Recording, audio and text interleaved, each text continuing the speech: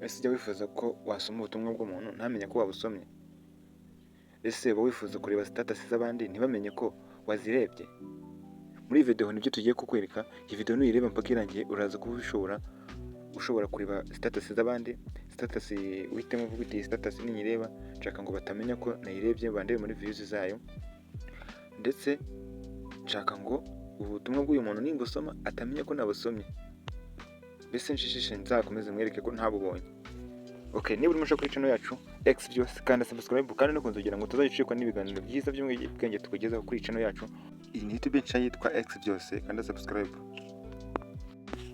Kugira ngo ibiganiro byacu bitazajya bigucika, urakanda kuri buto subscribe y'umukara, numara kuhakanda urahita ubona hano, numara kuhakanda urahita ubona haje akanoza inzogera.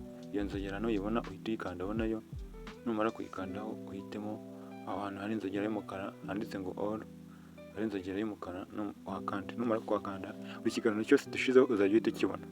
So mbere yo kureba iyi video itambike nibwo uri buyibone, tambika screen yawe nibwo uri bubone neza ibyo turi kuvuga cyangwa turi gukora.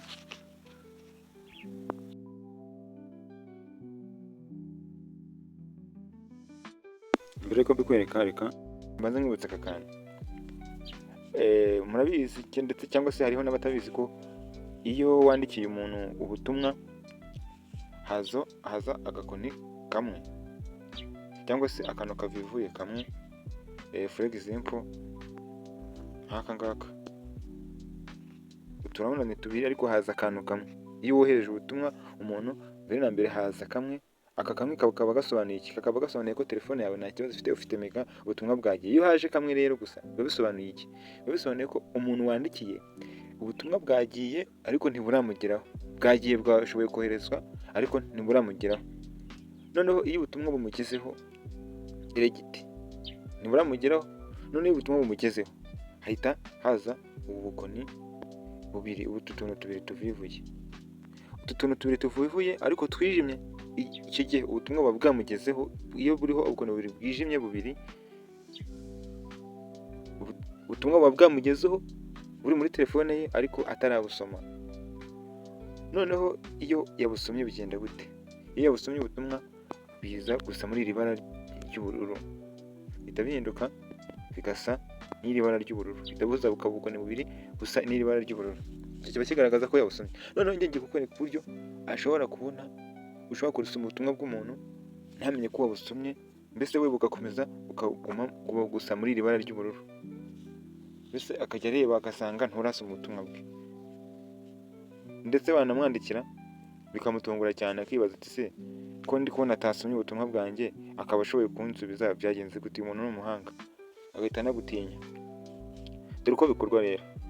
Step ya mbere ndi bukwereke, ndaza kubikwereka mu buryo bubiri. Step ya mbere, uraza ukande hano, uraza ahangaho. Step ya mbere ngiye kukwereka urabikora kuri ni ku butumwa bwose. Ni step yo kuba wabikora ku butumwa bwose nta butumwa uhisemo. Uraza uhitemo hano ndetse hano hari uturongo tudomo dutatu. Noneho numara kuhakanda uhite uza ukande hano handitse settings. Numara kuhakanda uze ukande hano handitse privacy. Noneho nugira ngaha ikintu urakora ni iki, ni kamwe gusa. Urareba ko hano kano kantu gafunguye, aka kantu nuza ukagafunga gutya. Ntabwo wagafunga data zidafunguye, ugomba kureba ko data zifunguye. Numara gufungura data nibwo uraza kugafunga. Icyo gihe numara kugafunga ubutumwa uzajya ureba ntabwo bazajya bamenya ko waburebye. Ndetse ikindi gikurikiyeho na status nazo warebye ntabwo bazajya bakubona ko wazirebye. Ugomba kubikorera ahantu hari network. Impamvu ngewe bitari guhita bikunda ku kanya nuko hano handi nta network mfite zihagije. Aha ugomba kugakura ukagafunga nikagume muri iri bara ry'icyatsi kakajya ahantu hijimye. So step ya kabiri ni iyihe rero? Step ya kabiri ari nayo yoroshye kurusha izindi. ugomba kuza step ya kabiri, niba ushaka guhisha umuntu ko warebye ubutumwa bwe, ugomba kujya uza mbere yuko niba ubonye urugero, ubonye ubutumwa umuntu akohereje, mbere yuko ubusoma mu gihe uri kubureba gutya muri ubu butumwa bwose buri rusange buri hano, mbere yuko usoma ubutumwa bwose, mbese mbere yuko uhitamo ubutumwa runaka ushaka gusoma, jya ubanza uhite usikororinga hano hejuru umanura, ufunge data. Mbere yuko uri bwibwe ubutumwa ubanza ufunge data, numara gufunga data ukande ku butumwa ushaka kureba, numara kubureba ukamenya ikintu yashatse kukwandikira cyangwa ukamenya ibintu yakwandikiye byose, utarafungura data hita usubira inyuma, ubwo tayari ubutumwa washaka kureba bwe waburebye, ariko kubera ko udafunguye data ntabwo uburebye inuza network zifunze, ntabwo aramenya ko ubutumwa bwe waburebye.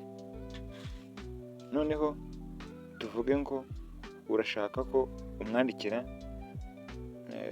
noneho bigume nk'uko byari biri, bibone ko utigeze usoma ubutumwa bwe kandi wanamwandikiye. Uraza data zigifunze